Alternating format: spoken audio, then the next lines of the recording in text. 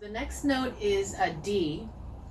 So D looks like this. So we do a little hunt again. So, let's see if we can find all the D's. So I say, I found one, D, D, D, D, D, D. So we're just going through D, D, D, D and looking for all the D's. I found another one, D, D, D, D. So we play this game, so it's a lot of fun. Now we'll go ahead and do line 1 together.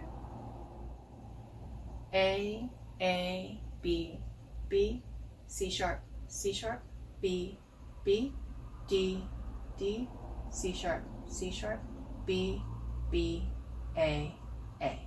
So here's lesson 8, for example. It's just more of the same thing. We have A's, B's, C sharps, and D's. And I might go ahead and ask them to find B's, and then they'll go and spot B's like B, B, B, B, and so forth. And then I might ask them to spot some D's and then checking the D's. So this is a really good opportunity to see if they're just differentiating between the B note and the D note, because they do look quite similar. The note head sits on the line, right? And some of these lines in the middle of the staff, they start to look alike. So we want to make sure, and I might ask them which line is the B sitting on. So here's a B, for example. And so I would count from the bottom, first line, second line, third line. B sits on the third line, or we could say B sits on the middle line of the staff. And D sits on the second from the top. So here's a D, it's sitting on the line that's second from the top. Or we might count from the bottom, 1, 2, 3, 4. D sits on line 4. So it's a good chance to just really make sure that the information going into your student's head is all super clear and there's no confusion or misunderstanding.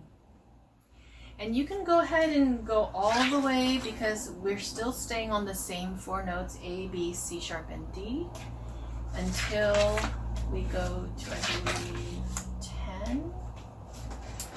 And then at 11, the book introduces another new note. So it's safe to go all the way through pitch lesson 10. And just keep practicing them throughout. I would highly recommend, if you're learning for the first time, that you practice every day. Just curl up on the couch, take your book, just say them, just keep saying them. It really does wonders when you speak it out loud. It's really good for the brain, for the processing, for the memory retention, for a lot of things.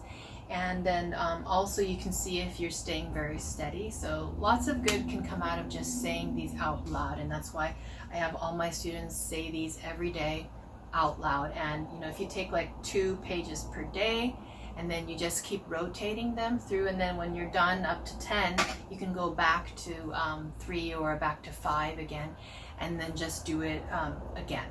All right, so until you feel really confident. The process is comprehensive and cumulative, so if you start to forget these notes, then it's going to become harder and harder and harder. It's kind of like math. When you didn't understand the root concept, the basic easy concept, it only gets more complicated afterwards, and then you feel more and more lost. So it's better to really solidify the earlier ones. And then try, if you feel like you might be doing pretty well, try going faster, like medium fast speed, not super fast yet. And then if your brain is able to kind of read these things pretty quickly, then you can go on to the next unit.